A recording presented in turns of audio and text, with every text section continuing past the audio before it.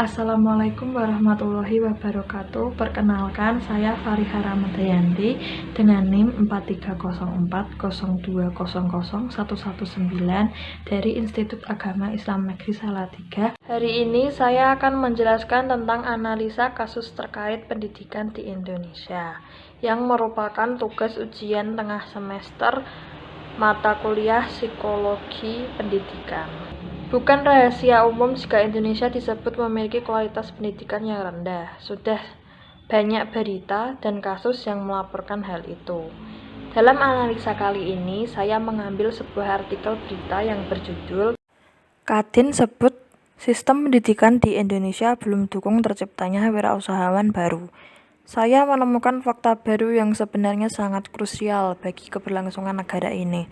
Kurangnya jiwa kewirausahaan siswa calon penerus bangsa. Solusi yang diperlukan dalam hal ini tentu saja merupakan pendidikan itu sendiri. Tapi apa perlu pendidikan dirubah seluruhnya?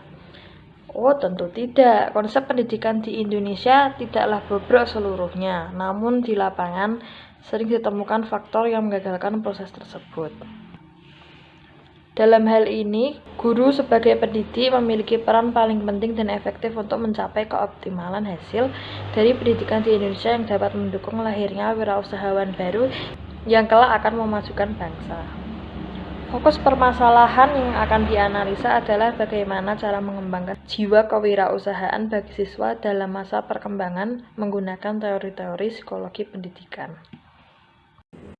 Teori-teori yang saya gunakan adalah teori kognitif Piaget yang terdiri dari 4 teori.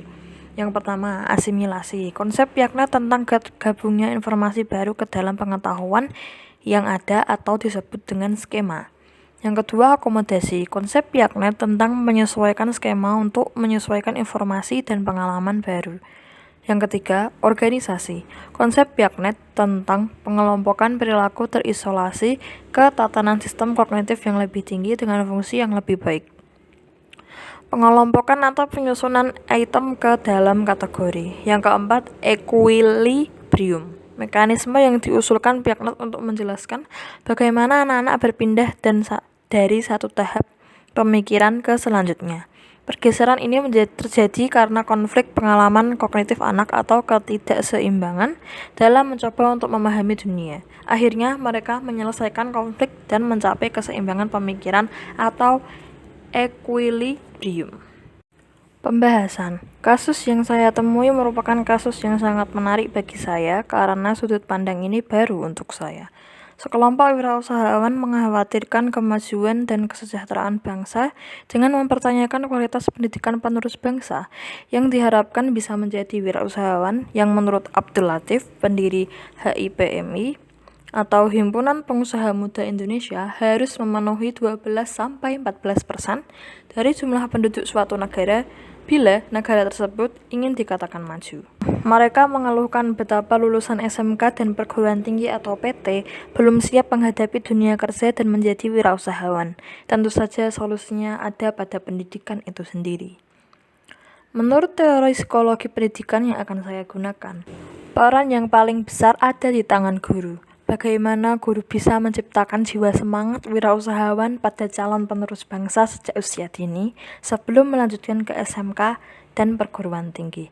Sehingga kelak saat belajar di SMK dan perguruan tinggi, mereka akan lebih siap menyerap ilmu dengan karakter seorang wirausahawan yang sudah tertanam terlebih dahulu. Sehingga saat lulus, mereka sudah siap menjadi wirausahawan maupun menjadi pegawai dengan baik. Berikut ini ada teknik-teknik yang cocok diterapkan pada pendidikan anak untuk menyiapkan jiwa kewirausahaan menurut teori Piaget. Yang pertama, ajari anak untuk merekap uang pengeluaran dan pendapatan. Dalam matematika dasar di sekolah tentu diajarkan menghitung uang. Guru bisa menyelipkan tips-tips supaya anak tahu dan mau cara merekap uang dan menggunakannya dengan bijak atau tidak boros. Bisa juga dengan mencontohkan cara melakukannya. Anak akan mengolah informasi baru tersebut ke dalam skema.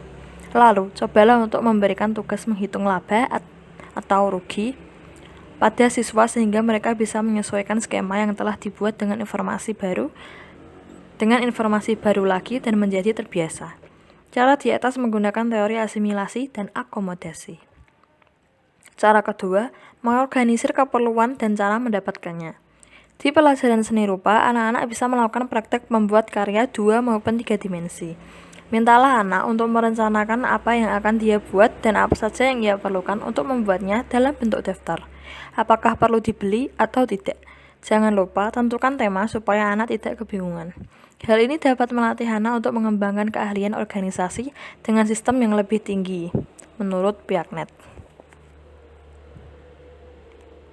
Cara ketiga, lanjutan dari cara kedua, realisasi dan rencana.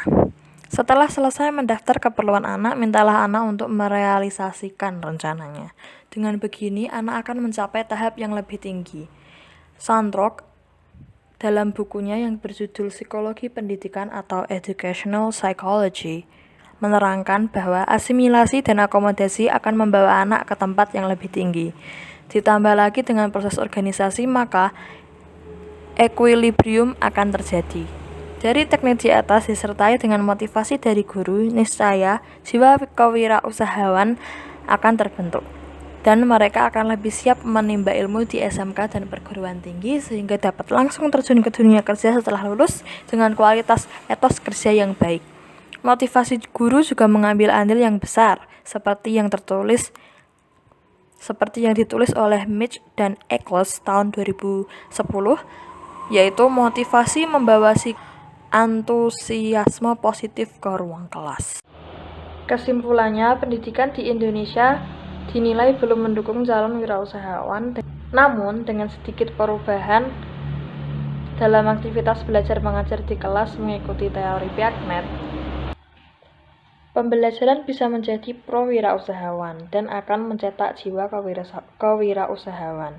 Guru memegang peran yang sangat penting, tidak hanya menyediakan bahan ajar dan tugas yang melatih jiwa kewirausahaan siswa, guru juga memotivasi siswa untuk semangat belajar dan bekerja atau mengerjakan tugasnya.